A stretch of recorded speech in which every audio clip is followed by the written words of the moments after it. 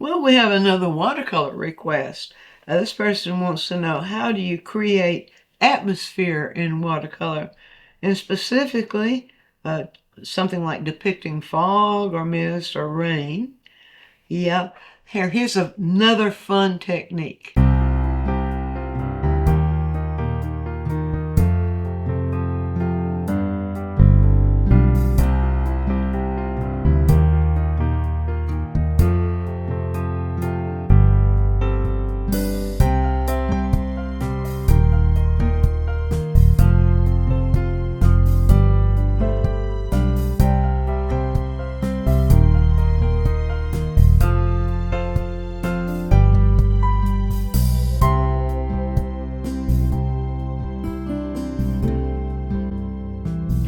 Well, again, I went over to Pixabay, as I usually do when I want to find a specific subject for a quick tip for you.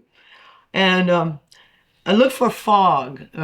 Fog, all of these types of atmosphere this person described have one thing in common, and that is they obscure images. Rain, fog, mist, smoke, all those kinds of things. They obscure images. They take the color out of images usually, depending on how thick it is, especially fog. So I'm going to show you a little technique that, as I explained in other quick tips in watercolor, watercolor is one of those mediums that has all kinds of techniques, all kinds of things that you can do you can't do in oil, or you might be able to do an acrylic to a point, but gouache doesn't work very well for a lot of these. But watercolor is just wide open with possibilities that you can use. Now, there's a watercolor painter who's no longer with us, Nita Engel. Anita depended upon the water to paint do the painting, the most of the painting. So I want to use a kind of a maybe my revised version of Nita's approach to show you how you can use the medium of watercolor to create fog. So I've got this photo that I'm going to work from just as a reference, nothing else. It's not that I'm going to be trying to do a painting of this photo. I just want to show you some things this photo provides for us. And you'll notice here, there's fog. I don't know where the pink's coming from, perhaps the sunrise or maybe sunset, most likely sunrise. Nevertheless, if you'll notice, these images are very obscure. They're soft, and the value difference is very close. So you can expect that with fog. For as things move into distance, the atmosphere, those atmospheric particles make things soft, make the edges soft, and it kind of flattens the images out. And usually in fog, you can see more clearly images up close than you can in the distance. All that's a part of what I want to show you. So I'm going to put this right up here just to get it out of the way. And so what I want to do, first of all, I'm just going to spray to wet the paper very, very slightly. Don't want to get it extremely wet, but I do want to have it evenly wet. And then we're going to start applying paint the way Nita used to do, in such a way that the paint moves as we're applying it. So that means she applied paint very loosely. So the next thing I'll do here, I'm going to keep a very narrow color range, but I want that fog to be have a neutrality to it. So I'm going to use cobalt blue here. And you notice cobalt blue is not very dark, so that too will help. I'm going to use it first of all. And then we will pull into that cobalt blue just a bit of quinacridone burnt orange. That's blue and orange. There's a little bit of something there that didn't get quite activated. Let me pull that out of the way. This is quinacridone burnt orange made by Daniel Smith. Now, orange and blue, as you know, are complements of each other. And so we're going to depend upon that to get that neutrality that we see. And we also see that pink or red orange that is caused by perhaps the sunrise. I'm not sure. Well, I'm going to pull out just a little bit of red violet here. That's quinacridone violet. And now let's see what we can do with those colors. So get is that, I probably need to re-wet that just a little bit more. We'll be sure I have it wet enough so that we want the paint to flow.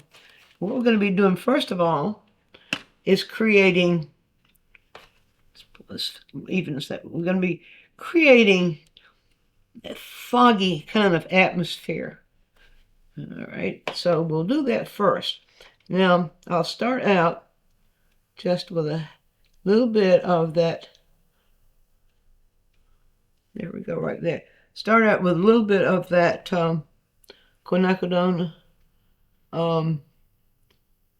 what is it called? Red violet. I'm just going to call it red violet.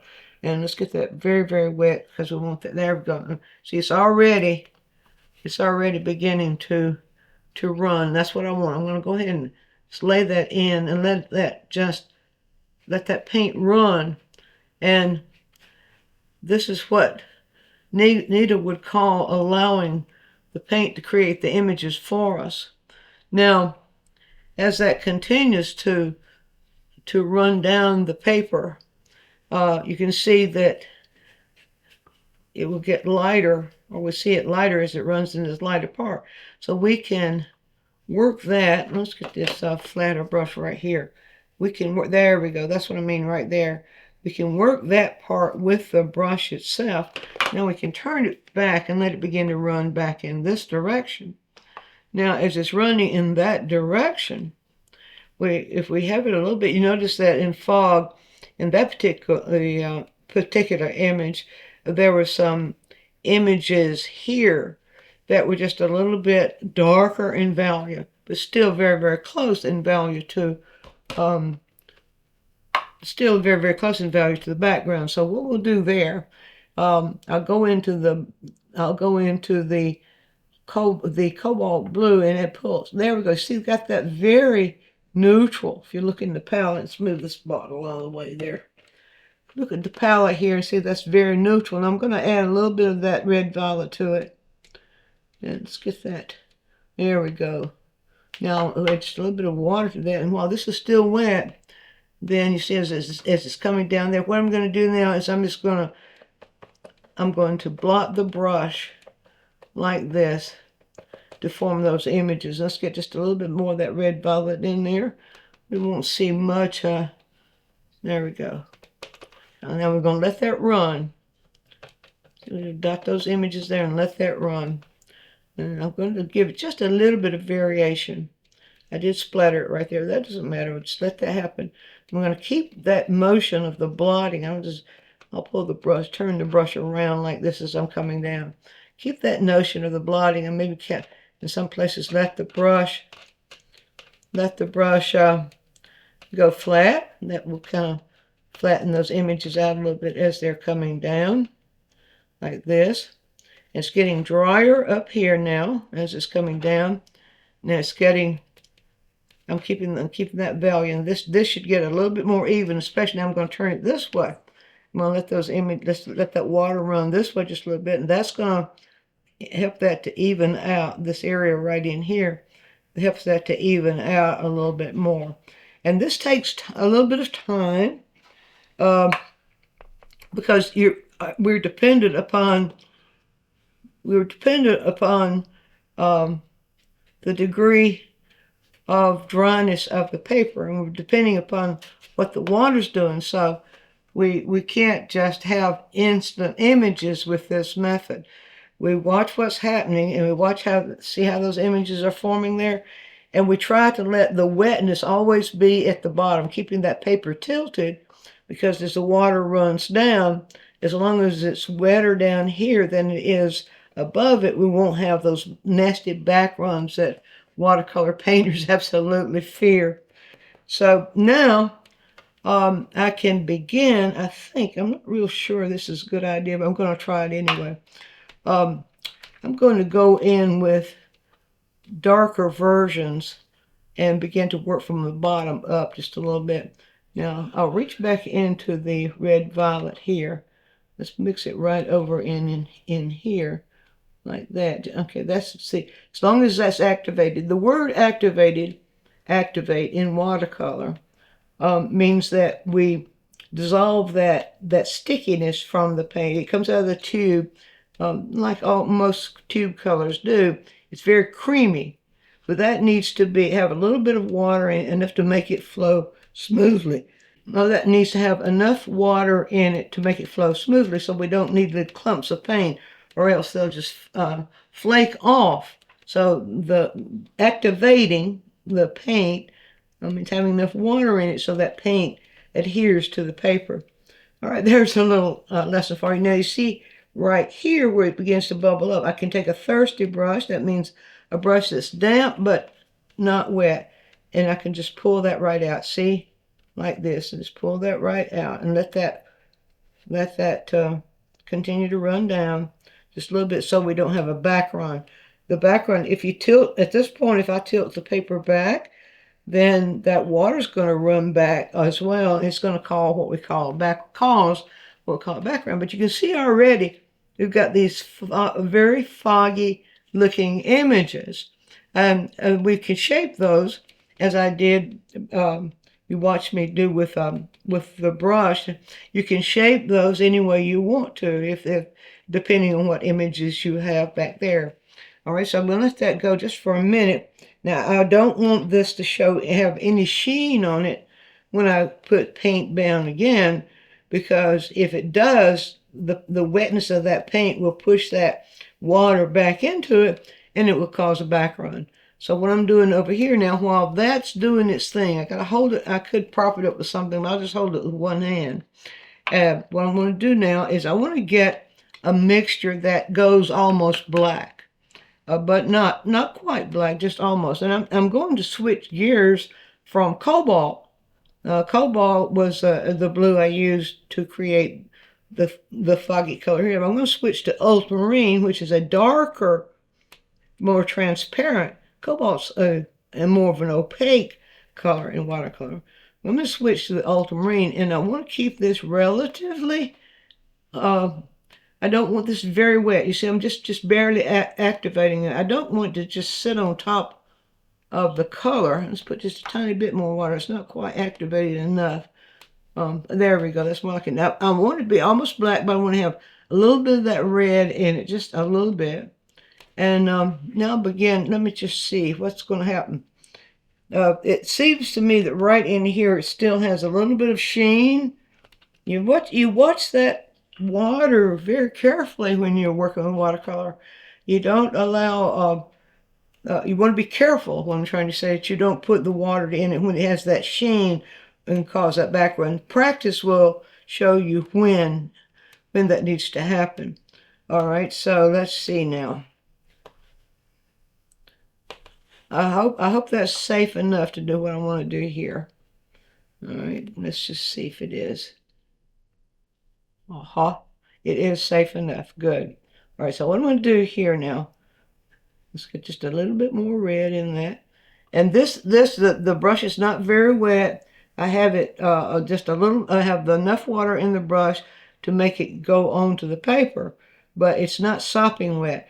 One thing that we learn in watercolor, when we're working with watercolor, one thing we learn is how to control the amount of water that's in the brush.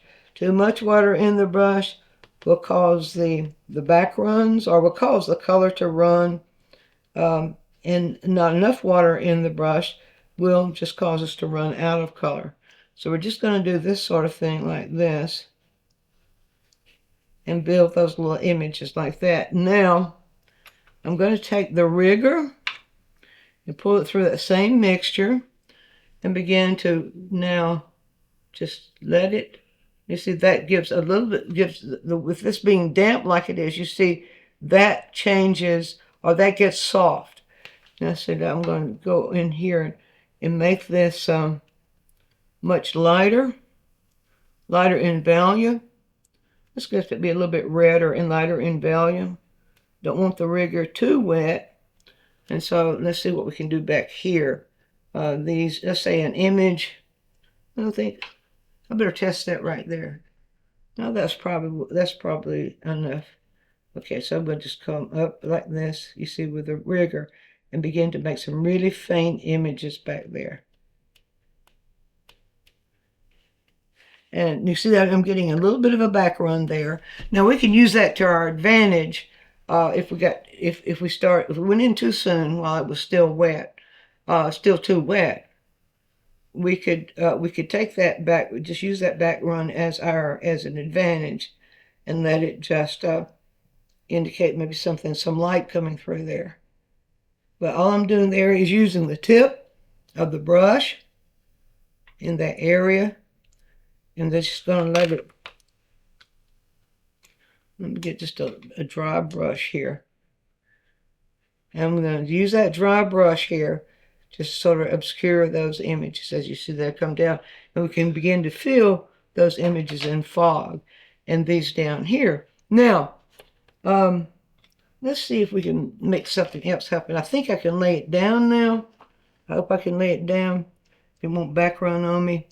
All right, so now what I want to do is to create some images by wounding the paper. And what I'm doing here, you see what I'm doing here? I'm using a palette knife. This is an old palette knife I've had for years. It's very sharp and you see, very small. And so I'm going to here, let's pull this up so I can kind of see, yeah, the characteristics of the thing. Just going to pull those right up. And it's called that wounding the paper. And so what happens is, see, when we create those wounds in the paper, it allows that if we hit the paper while it's still wet enough, the paint goes into the wounds and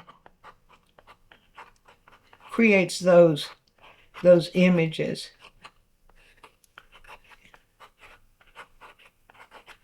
And I won't take the time to do the whole thing. I just want just enough to show you there what you can do with those. Of course, then you can go back with the rigger if you need to, or if you want to, you can go back with the rigger on top of those. But the idea is to show you a technique where you can keep those images close enough in value and close enough in color that you can actually feel or have that sense of fog and fog as the image is moving in the distance. Now, if I wanted to paint that bird in there, I would need to let this get completely dry. But I don't think the purpose is not to show you how to paint a bird, but the purpose is to give you a technique that you can use to create fog. So I've shown you that. I think the thing that, well, I wanted to say beyond that is that let this get completely dry. And then you would paint this bird, just keep the bird or any other image that's here that very close in value, but you can use just a straightforward watercolor techniques to paint that bird in. But I think you'll find if you use this technique where you let the water do most of the painting for you, you'll find out that you can do fog or rain or smoke or all kinds of atmospheric images with watercolor. Be sure to view all of our quick tips. And while you're doing so, subscribe to the channel, click on the bell so you'll always get a notice when we produce a new quick tip, which is every week. And if you have a question, leave it in the comments section and we'll make a quick tip for you. Also, take a trip over to DianeMize.com where I have full-length lessons, downloads, DVDs, lots of other stuff there, some free stuff for you. And while you're there, you can subscribe to the newsletter, and that way you'll always be informed every time we do something new.